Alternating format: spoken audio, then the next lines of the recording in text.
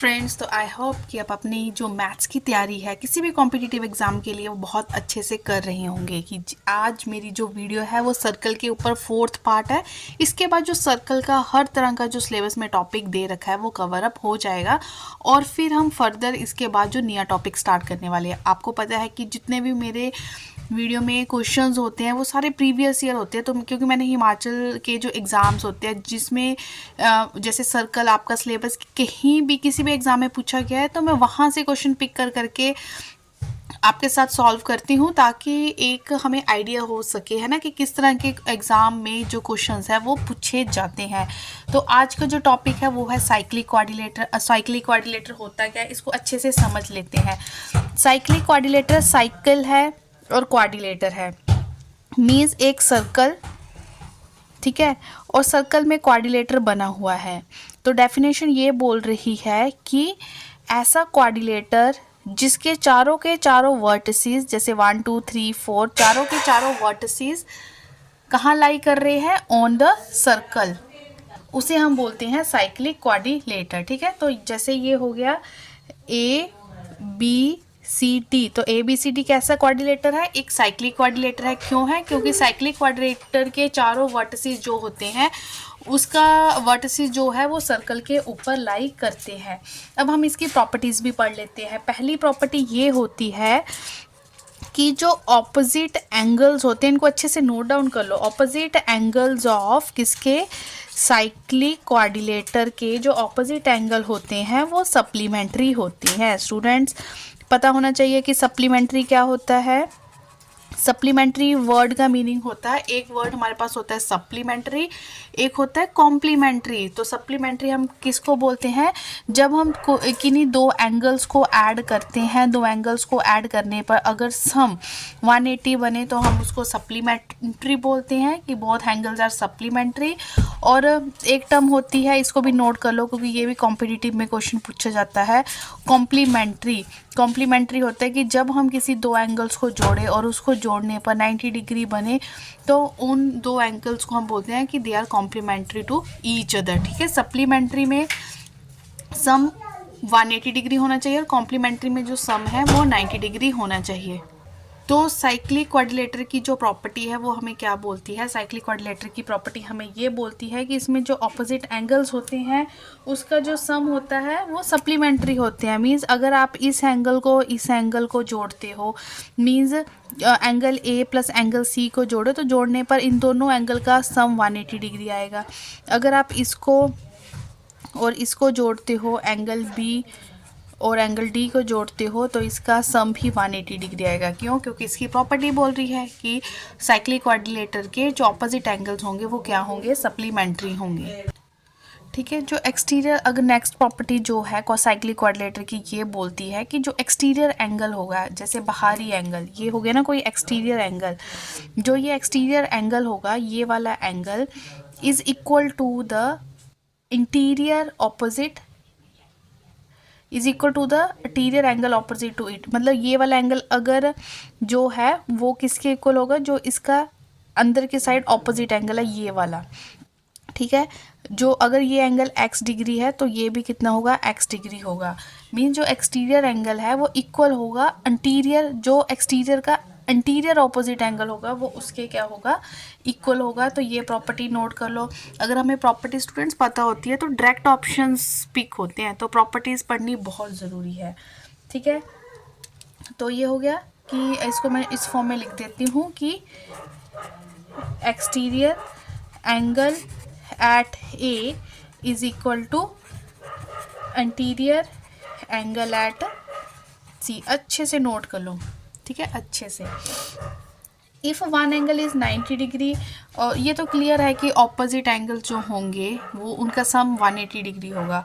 ठीक है, तो ये तो क्लियर है। इफ़ वन एंगल इज़, अगर एक एंगल 90 डिग्री है तो ऑपोजिट एंगल, जो उसका एंगल ऑपोजिट एंगल होगा वो भी 90 डिग्री होगा। क्यों 90 डिग्री होगा? क्योंकि तभी तो 180 बनेगा। 90 में कितने जोड़े कि 180 बनेंगे, क्योंकि अभी तो पढ़ा कि ऑपोजिट एंगल्स का सम सप्लीमेंट्री होता है जो ऑपोजिट एंगल्स होते हैं। अगर एक 90 डिग्री का है तो उसका ऑपोजिट भी क्या होगा, 90 डिग्री होगा, अगर एंगल ए, ठीक है, अगर एंगल ए 90 डिग्री है तो एंगल सी भी कितना होगा, एंगल सी भी 90 डिग्री ही होगा। तो ये थी साइक्लिक क्वाड्रिलेटर की छोटी छोटी बातें जो आपको क्या पता होनी चाहिए। तो इनको अच्छे से आप क्या कर लो स्टूडेंट्स, नोट डाउन कर लो। अच्छा लगा है, देखो सारी वीडियोस को ना कॉन्टिन्यूटी में देखो। कॉन्टिन्यूटी में कैसे आप देख पाओगे, आप जाओ डिस्क्रिप्शन बॉक्स में, डिस्क्रिप्शन बॉक्स में आपको एक प्लेलिस्ट बन मिलेगी एचपी पटवारी मैथ्स करके ना, तो उसमें कॉन्टिन्यूटी में आप सारी वीडियोस देखो, कुछ भी इंपॉर्टेंट लगता है उसको नोट डाउन कर लो, ठीक है। तो आपके जैसे पटवारी एग्ज़ाम में बहुत हेल्प होने वाली है ये सारे कंटेंट की।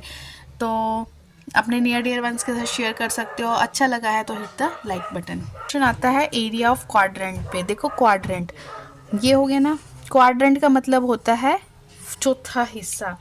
Quadrant means 1/4 of circle, circle का 1/4 पार्ट, ठीक है।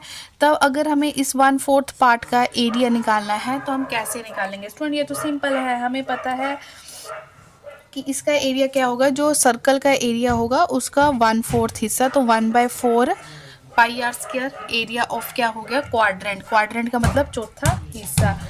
अगर पेरीमीटर आ जाए, ठीक है, एरिया ऑफ क्वाड्रेंट तो चलो सिंपल हो गया। अगर हमसे पूछ लिया जाए पेरीमीटर, पेरीमीटर ऑफ क्वाड्रेंट पूछ लिया जाए तो हम क्या लिखेंगे, ठीक है। अगर हमसे पूछ लिया जाए पेरीमीटर ऑफ क्वाड्रेंट, पेरीमीटर का मतलब इस चीज़ का पेरीमीटर, देखो ये वाली चीज़ का पेरीमीटर क्या होती है, मैंने पहले क्लियर कर दिया था, लंबाई। पेरीमीटर मीन्स लंबाई।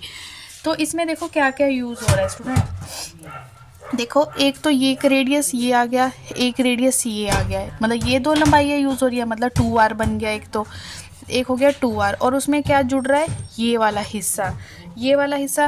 देखो अभी जब हमने सेमी सर्कल पढ़ा था, हमने बोला था सेमी सर्कल का ये आधा हिस्से की लंबाई होती है पाई आर, ठीक है। तो ये पाई आर का भी आधा हो गया, मतलब ये क्या बन गया, पाई आर बाय 2, तो ये पाई आर बाय 2। तो ये फॉर्मूला बन चुका है पेरीमीटर ऑफ किसका स्टूडेंट्स, क्वाड्रेंट का, ठीक है। तो अगर कभी भी क्वेश्चन आए कभी भी क्या मतलब आ चुके हैं, पूछे गए हैं क्वाड्रेंट पे, उसके फॉर्मूले पे, उसके पैरामीटर के ऊपर पूछे गए हैं स्टूडेंट्स, है ना, प्रीवियस ईयर के। अगर आपको कुछ भी रेडियस दे दे कि इस सर्कल का रेडियस इतना है तो पैरामीटर ऑफ क्वाड्रेंट निकाल लो, तो हमें जस्ट फॉर्मूला पता होना चाहिए। मैंने फॉर्मूला आपको ऐसे बताया ना कि आपको रट्टा मारने की ज़रूरत नहीं, फिगर आपके सामने है, आप फॉर्मूला खुद जनरेट करो, ठीक है। अब हमें पढ़ना है कि सेक्टर ऑफ सर्कल क्या होता है। सेक्टर ऑफ सर्कल को समझने के लिए सबसे पहले क्या ड्रॉ कर लो, एक सर्कल आप ड्रॉ कर लो, है ना। सेक्टर ऑफ सर्कल का मतलब है, जैसे उसकी डेफिनेशन क्या बोल रही है कि ये सर्कल का वो हिस्सा है जो दो रेडियस से इंक्लोज्ड होगा और एक उसमें आर्क होगी। देखो एक रेडियस ये हो गया, एक रेडियस ये हो गया, एक क्या होगी, इसको क्या बोलते हैं, आर्क। तो ये वाला हमारा क्या हो गया, सेक्टर बन गया। ये क्या बन गया, सेक्टर, जिसमें क्या आ रहे हैं, दो रेडियस आ रहे हैं और एक आर्क आ रही है। तो सेक्टर को ज़्यादा रट्टा मारने की ज़रूरत नहीं है, क्योंकि सेक्टर की डेफिनेशन क्लियर होगी कि enclosed by 2 radius and arc, है ना। तो जो ये छोटा, अब ये भी तो देखो, जो इधर बड़े वाला हिस्सा ये भी तो बड़ी आर्क आ गई और ये दो रेडियस आ गए, है ना। तो इसका मतलब ये वाला पोर्शन हो गया माइनर सेक्टर। तो एक सर्कल दो हिस्सों में डिवाइड हो जाता है, माइनर सेक्टर, और ये वाला क्या हो गया, मेजर सेक्टर। अब जैसे आप पिज़्ज़ा का स्लाइस ले लो, एग्जांपल के तौर पे क्या ले लो, पिज़्ज़ा स्लाइस ले लो। तो पिज़्ज़ा का स्लाइस पूरा किस तरह से होता है, सेक्टर की फॉर्म में ही होता है, ठीक है। सेक्टर को याद रखना है तो पिज़्ज़ा स्लाइस याद रखो, ठीक है। अब एरिया ऑफ सेक्टर आप पढ़ लो, क्योंकि फॉर्मूले पूछे गए हैं एरिया ऑफ सेक्टर के ऊपर, है ना। एरिया ऑफ सेक्टर को फॉर्मूला नोट कर लो, area of sector. Area of sector का फॉर्मूला होता है theta by 360 degree multiply by जो सर्कल का एरिया होता है पाई आर स्क्वायर, ठीक है। एक ये फॉर्मूला लगता है एरिया ऑफ सेक्टर में, और दूसरा स्टूडेंट्स एरिया ऑफ सेक्टर में ये फॉर्मूला भी आप लगा सकते हो according to the need of the question, कि 1/2 थीटा आर स्क्वायर, ठीक है। अगर तो आपको जो एंगल दे रखा है डिग्री में, ठीक है, एंगल गिवन इन डिग्री, अगर क्वेश्चन में एंगल दे रखा है डिग्री की फॉर्म में, तब आपने थीटा की वैल्यू वो वाला एंगल पुट कर देना, theta by 360 pi R square, तब आप ये वाला है, दोनों सेम ही फॉर्मूले है, ठीक है।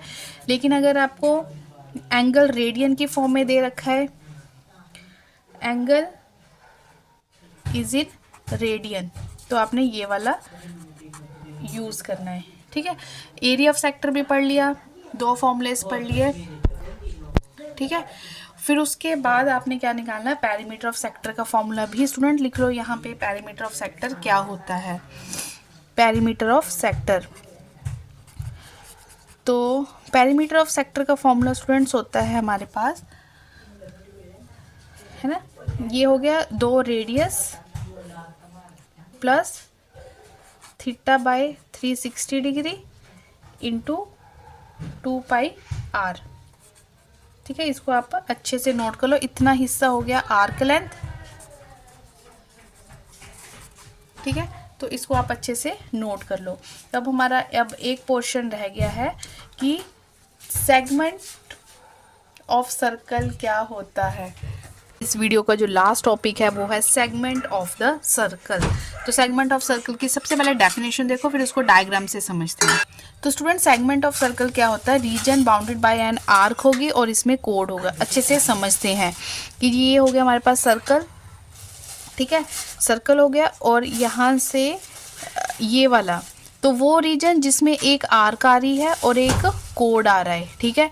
तो ये रीजन हमारा क्या हो गया, सेगमेंट बनता है, ठीक है। ये होता है सेगमेंट ऑफ सर्कल जिसमें एक आर्क आती है और एक कोड आती है। तो यह अगर यह ये मेरे रेडियस हो गए 2, तो अभी इसमें जो फॉर्मूले हैं वो मैं लिख देती हूँ। तो इसमें जस्ट हमने डेफिनेशन ही करनी है, ठीक है। तो पेरीमीटर ऑफ सेगमेंट लिख लेते हैं। पेरीमीटर पे पूछ लिया जाए तो आपने लिखना है arc length plus code length, ठीक है, आर्क लेंथ और कोड लेंथ। वो पानी नहीं है इसमें। तो ये मैंने फॉर्मूला लिख दिया, लेकिन जस्ट आपने सेगमेंट पे से सिर्फ डेफिनेशन ही पढ़ के रखनी है। तो इसी तरह की वीडियोस आपके सामने आती रहेगी, तो जल्दी से कर लें सब्सक्राइब। वीडियो अच्छी लगी हो तो लाइक कर लें, और सारी वीडियोस को कंटिन्यूटी में देखने के लिए डिस्क्रिप्शन बॉक्स में जाएं, वहाँ पे आपको इसका लिंक मिल